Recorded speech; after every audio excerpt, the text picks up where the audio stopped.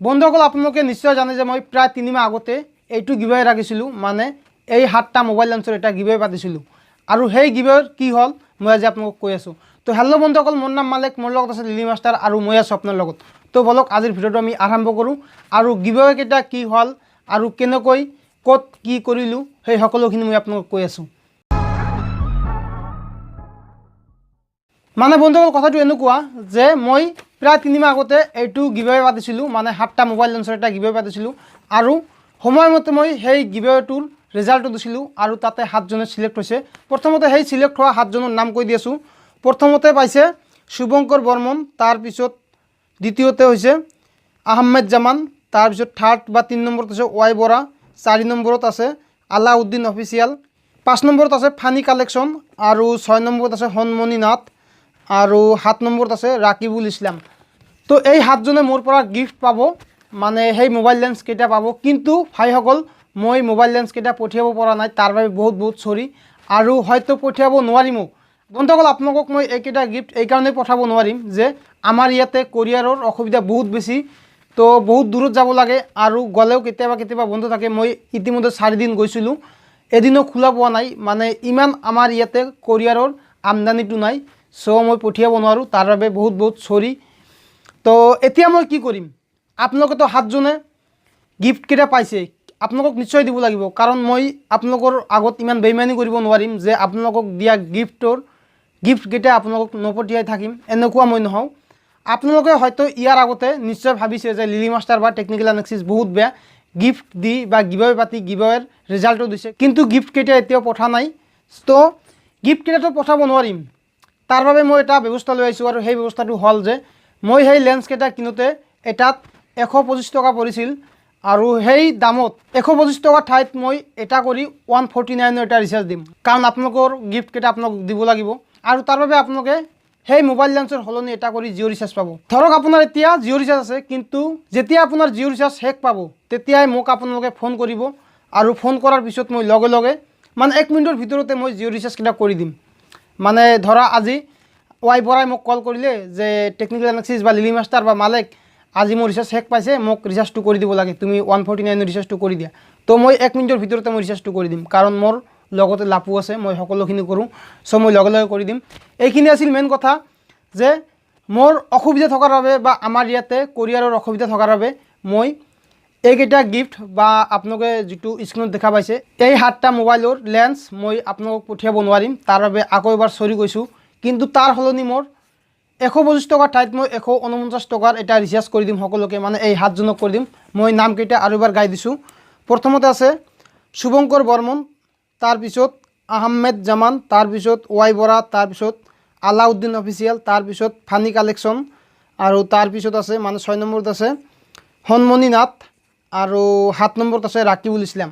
মানে এই 7জনক মই গিফ্টকেইটা দিম, মানে মোবাইল লেন্সৰ সলনি মই এটা কৰি জিঅ' ৰিচাৰ্জ দিম, কাৰণ আপোনালোকৰ বস্তু আপোনালোকৰ পাবই লাগিব আৰু মই এইটো কেতিয়াও বেইমানি নকৰোঁ যে মই গিভৱে পাতিছিলোঁ আৰু সেই গিফ্টকেইটা পালেও ৰিজাল্টটো দিছোঁ কিন্তু মই নপঠাম, এনেকুৱা নহওঁ ভাই। মই কেইদিনমান পলম হৈছে, কিন্তু মই ইচ্ছা কৰি পলম কৰা নাই, মোৰ অসুবিধা থকাৰ বাবে মই এই সিদ্ধান্তটো ল'বলৈ বাধ্য হৈছোঁ যে এটা কৰি মোবাইল লেন্সৰ সলনি মই এটা কৰি জিঅ' ৰিচাৰ্জ দিম। মানে আপোনালোকৰ যদি জিঅ' ৰিচাৰ্জ আছে, যেতিয়া আপোনালোকৰ জিঅ' ৰিচাৰ্জটো শেষ পাব তেতিয়া আপোনালোকে মোক কল কৰিব আৰু লগে লগে মই জিঅ' ৰিচাৰ্জটো আপোনালোকক কৰি দিম। আৰু তাৰ বাবে মই আৰু এবাৰ আপোনালোকৰ নামবোৰ কনফাৰ্ম হ'ব লাগিব আৰু যি 7জনৰ নাম বা যিকেইজনৰ নাম মই এতিয়া গাই দিলোঁ সেই 7জনে যাতে অতি সোনকালে মোক সিহঁতৰ এড্ৰেছ আৰু মোবাইল নম্বৰটো মোক সেন্ড কৰে। মানে ডেছক্ৰিপশ্যন বক্সত এটা হোৱাটছএপ নম্বৰ আছে, তাতে আপোনালোকে মোক কণ্টেক্ট কৰিব পাৰে। প্ৰথমতে মেছেজ কৰিব, তাৰপিছত ফোন কৰিব পাৰে।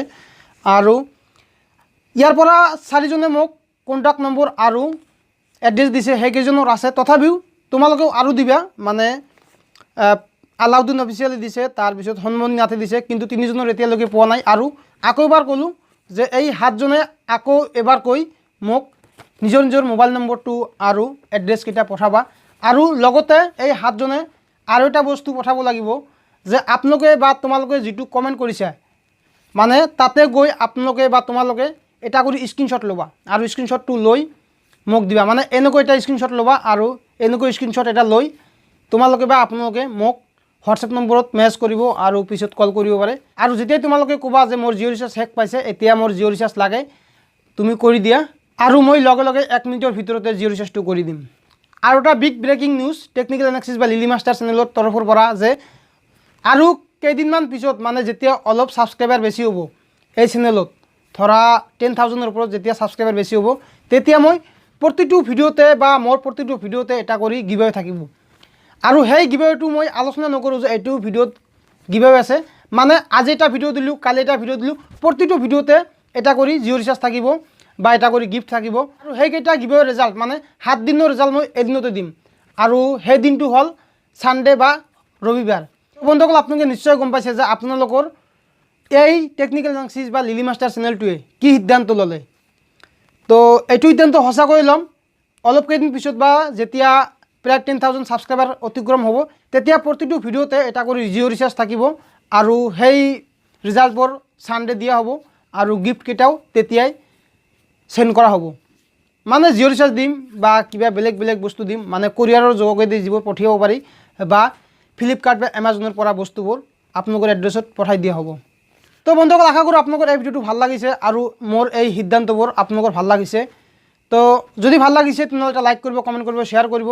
আৰু কিন্তু বন্ধুসকল, আপোনালোকে এই চেনেলটো বা টেকনিকেল এনালাইচিছ চেনেলটো কেতিয়াও ছাবস্ক্ৰাইব কৰিবলৈ নাপাহৰিব, কাৰণ এনেকুৱা ধৰণৰ নতুন নতুন ভিডিঅ' বা এনেকুৱা ধৰণৰ গিভআৱে থকা আলোচনা আমি সদায় পাতি থাকিম। তাৰ বাবে আপোনালোকে ছাবস্ক্ৰাইবৰ লগতে কাষত থকা নটিফিকেশ্যনৰ আইকনটো প্ৰেছ কৰি দিব। তেতিয়ালৈকে আপোনালোকে ভাল থাকিব, সুস্থ থাকিব। এই কামনাৰে আজিৰ ভিডিঅ'টো শেষ কৰিলোঁ। থেংক ইউ ছ' মাছ। আৰু আপোনালোকৰ লগত দেখা পাব নতুন এটা ভিডিঅ'ৰ সৈতে। তো আজিলৈকে এইখিনি আছিল। Bye bye.